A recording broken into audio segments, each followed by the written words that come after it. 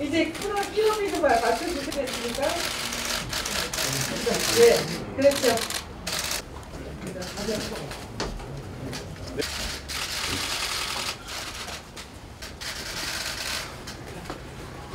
네, 좋습니다.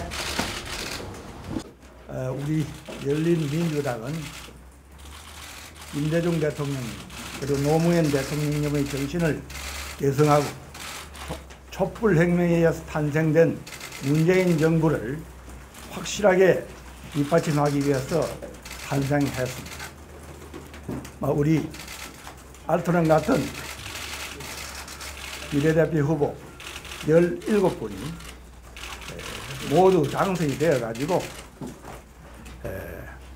적폐가 청산되고 공정과 공평, 정의가 살아 숨쉬는 그런 세상을 만들고 또 일자리를 늘리고 또 경제가 회복되어서 국민들이 경제적으로 부족함이 없는 그런 삶을 살아갈 수 있는 세상, 그리고 남북 협력과 북미 대화가 원활하게 추진이 되어 가지고 국방 개발이 본격적으로 추진됨으로써 번영과 동북아 평화가 그렇게 이루어질 수 있는 그런 세상 만들어지기를 만들어 나가겠습니다. 우리 모두는 열심히 국민 앞에 나서서 들어가서 함께 대화하고 열린 민주당의 그 뜻을 열린 민주당의 뜻하란 바 모든 것을 이루어 나가도록 하겠습니다. 저희들이 워낙 빠른 시간에 만들어진 당이고 후보 선정 과정까지 걸린 시간을 감안하면 저희들이 처음 모여서 정책에 대해서 의견을 나누는 것이 지난 수요일입니다. 그래서 수요일, 목요일, 금요일, 사흘에 걸쳐서 밤과 낮을 가리지 않았다고 말하면 조금 과장이지만 밤늦게까지 난상 토론을 거쳐가면서 저희들이 국민들에게 저희를 알리는 또 앞으로 국회에 나가면 무엇을 추진할 것인지를 논의하는 시간을 가졌습니다.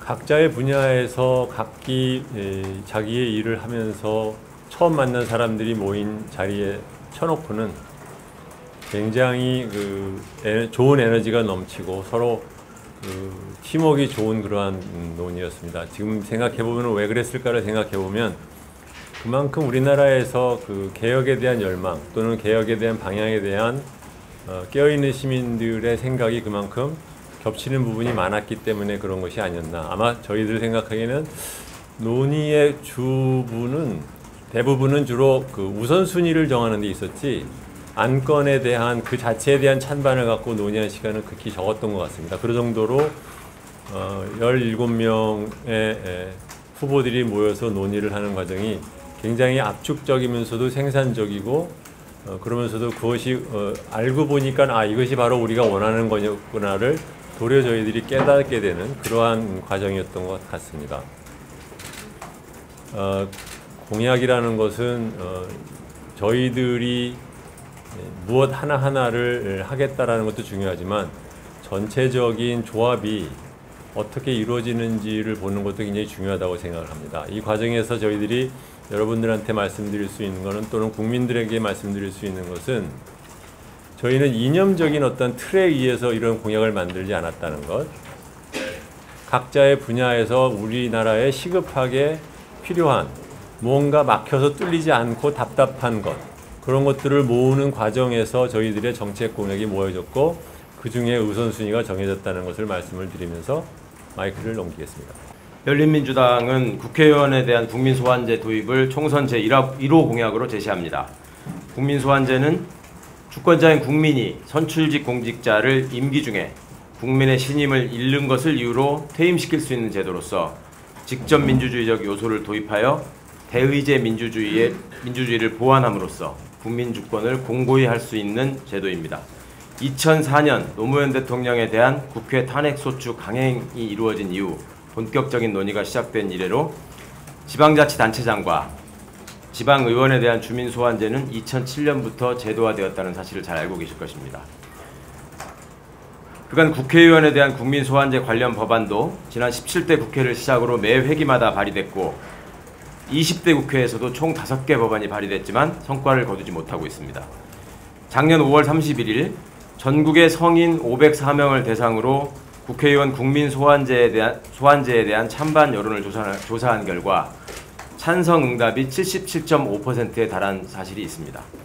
작년 4월에는 청와대 국민청원이 올라와서 총 21만 344명이 참여해서 답변 요건을 충족함으로써 당시 청와대 정무비서관이었던 복기왕 현 국회의원 후보가 답변을 한 적이 있습니다. 또한 문재인 정부 초기에 발표되었던 개헌안에도 국회의원 국민소환제가 도입된 바 있습니다.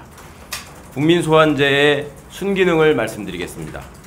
국회가 민의를 제대로 반영하지 못하는 대의민주주의의 위기를 일부 극복하고 민주주의의 본질에 보다 가깝게 운용될 수 있는 제도입니다. 국민의 정치 참여를 유도해서 참여민주주의를 구현할 수 있는 제도입니다. 의회에 대한 통제를 강화해서 민주주의의 본령인 자기지배를 실현할 수 있습니다. 의회의 공공이익에 대한 대응력을 높이는 데도 기여합니다.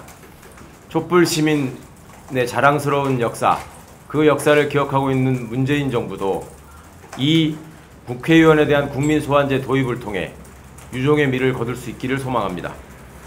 무분별한 제도의 남용을 방지하기 위해서 직전 총선에서 있었던 전국 평균 투표율의 20% 이상을 발의 요건으로 설정하려고 합니다. 일단 발의되면 3분의 1 이상의 유효 투표가 이루어져야 하고 투표자의 과반수 찬성으로 국민소환이 결정되게 됩니다. 그 과정에서 이루어진 문제에 대해서는 투표자의 3% 이상이 이의 신청을 함으로써 대법원에 제소할 수 있게 하려고 합니다. 비례대표 또한 포함됩니다. 지역구와는 다른 특성이 있기 때문에 전국 단위의 투표가 이루어져야 할 것으로 봅니다. 그 요건은 전체 투표자의 수를 지역구의 숫자로 나눈 뒤 그 숫자의 5% 이상의 참여로 발의되는 것을 기본으로 하고 나머지 절차는 지역구 국회의원의 경우와 동일합니다. 이상 1호 공약 발표를 마치겠습니다.